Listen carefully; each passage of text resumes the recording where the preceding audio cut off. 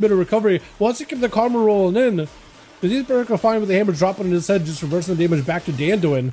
But I honestly don't really know if he wants to be out in the open. I actually think he should have taken that time to just back up out of there. Does go for a port. Needs to catch up on a lot of healing. Vivifies are going to be crucial here. If you can just stay away from Danduin, okay, spot. Try to see if you can maneuver around.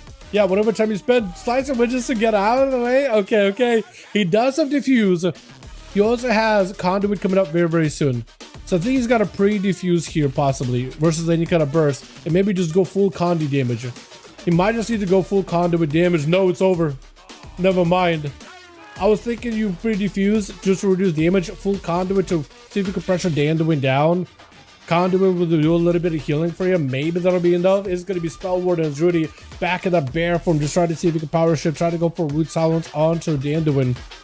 But it's just absolutely muted. Big hammers coming through. It does have himself a second hammer as long as he gets resources. Bash for Drudy. Switch it over to Bash though. I think instead of that a Master Root, right? No, actually Master Root and Ursol would be the ones competing with each other. I think it dropped a Roar for a Bash this time around. They did not nerf the hammer. What is this damage? Yeah, the hammer, I'm pretty sure they nerfed it a while back, but I think the hammer, if it crits, it still does a ton. Yeah, the hammer crits in particular is what does a ton of damage. Unless Danduin got some kind of like new attack with the hammer, I've been seeing the hammer making a slow comeback little by little, and I'm actually kind of okay with Pally hammers versus the heralds. Lay your hands out for Danduin.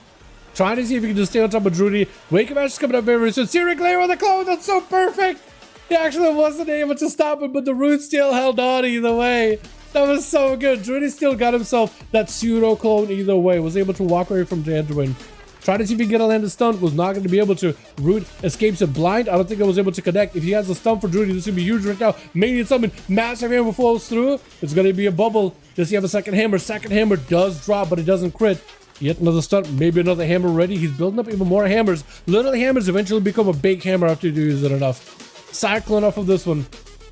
Does have a human Rachel, but only breaks out of stuns, will not break out of a cyclone. Is going to be a little bit of damage from Drudy.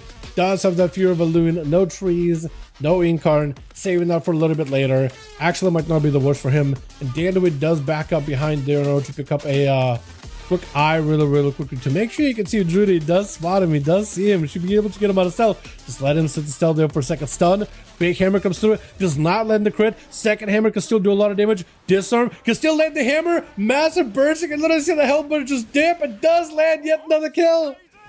And there it is, man. The big hammer damage falls through. Yulkin as an outlaw Worgen rogue just taking him out. I like your Mog. I actually